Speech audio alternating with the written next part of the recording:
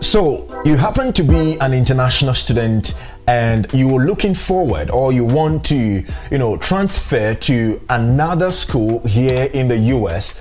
Probably you just don't know how to go about that, right? But listen, I am here to tell you that that is possible, 100%.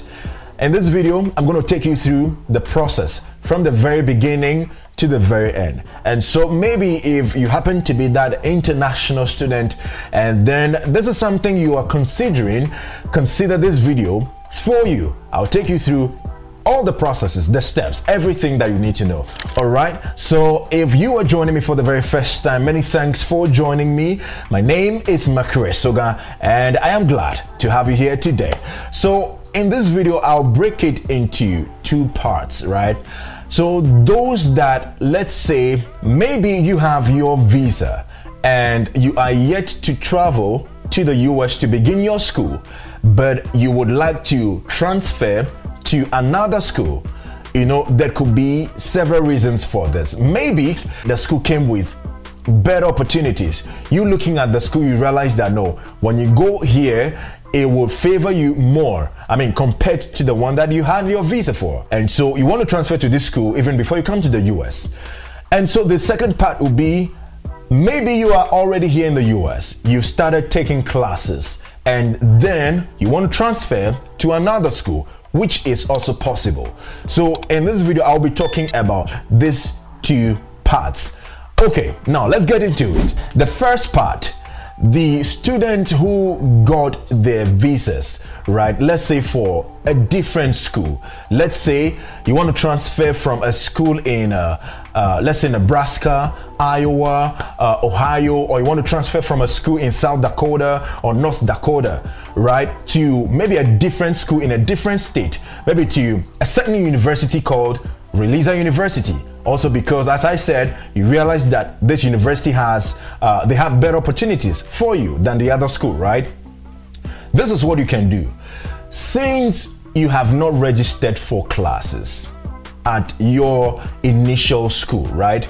It means that at this point on your I-20, what you will see on your I-20 is initial attendance, meaning that you are yet to, just start school here in the US. In fact, I want to take you to this portal and read the information on this category that I'm talking about. I want to take you to this portal and read this information to you. Mind you, everything that I'm going to talk about, I'll have the website link also in the description of this video, just to help you read more, get yourself updated, right? Okay, so now let's read this.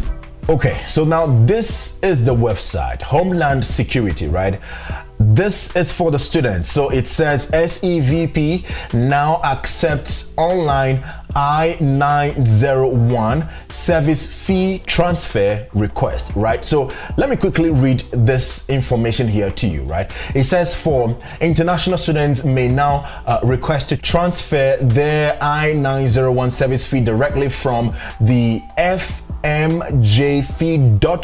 right? So an I-901 service fee transfer request typically occurs if a student in initial status in the student and the exchange visitor information system, that is a service, has not yet attended school and decided to transfer to another student and exchange visitor program, certified school or program, right? And so I'm going to jump the other one and just tell you what the requirements are. So this is basically how to go about it. So it says after clicking the request transfer button, you will be prompted to number 1, confirm or update your email address. Number 2, confirm or update your mailing address.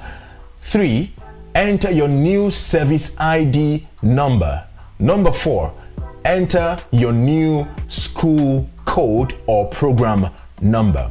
Now, mind you, before you try all this once, make sure that you already have an admission from the new school you want to transfer to. You have your admission letter. You also have a new I-20 from this school, because you would have to transfer your record, like the service ID that you paid the $350 for. You would have to transfer everything to the new service ID you got from the new school. It is just as simple as that, right? I did that before. I changed that from a different university to a different university way back in Ghana. And so this is just a simple thing for you to do. So look at this. It says that once you verify your information and submit your request, you will receive an automated email confirming your submission. Please allow at least 2 business days to review your request. It won't take so long to have that one processed for you, right? So now, this is the FMJFE website that I'm talking about. This is how it is, right? So now, when you come to this website, initially, if you want to pay for your service ID, this is where you come to, pay I-901 fee. But at this point, since you've paid it already, you're going to come here, check I-901 status. You see this? So when you click on this, it will take you to this website. So now in this case, you will enter the service ID that you paid the fee for. Enter that over here, and then your last name or your surname or primary name, you enter that over there, and then you also enter your date of birth. So when you do that, you just click on this, check status or view payment confirmation. You click on this, and then this will say that yes, you've paid and all that. Then another option would appear, which is like a button that says request transfer. And so you still enter all those details I spoke about. For example, the details of you actually confirming or updating your email address, confirm or update your mailing address, enter your new service ID number, enter your new school code or program number, all these ones. You have it already on your new I-20. So you just put in all these things, you would have your stuff well processed for you. So that is the first category, those who had visas for maybe a different school, but along the line, whilst you're trying to prepare to come to the US, another school maybe you applied to long ago, their admission letter just came in, and it came in with better offer. You did more research and then you found out that this is going to be better for you and you want to transfer to this school. This is how you go about it. Great. Now, the second category that I want to talk about, that would be those who are here, they've started classes and then they want to transfer. One key thing I want you to have in mind, right?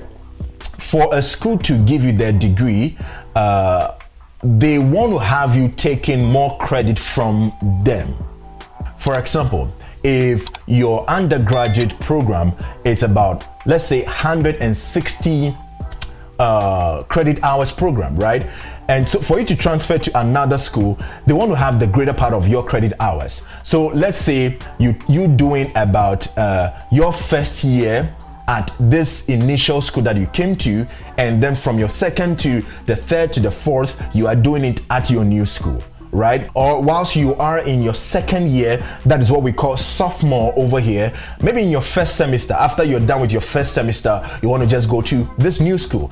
You are just trying to do this in a way that you have more credit taken at this other school. So you can't do, for example, about 3 good years at one university, or let's say 4 years. Maybe in your 4th year, you have just 1 semester of that 4th year taken, and then you want to go and do the last semester at a different school. Like, things will be difficult for you. It can't even happen. You know what I mean? It can happen. So make sure that the other school you are going to, you are about doing more credit hours. Then again, I would advise that you reach out to this new school that you're going to, sometimes even read information about this transfer application on the school's website. Now, what do you get to do also? Make sure that you have your admission letter from the school, right? You have this admission letter from this school, and then again your I-20 also from this school. Take this letter to your international office, show it to them that hey,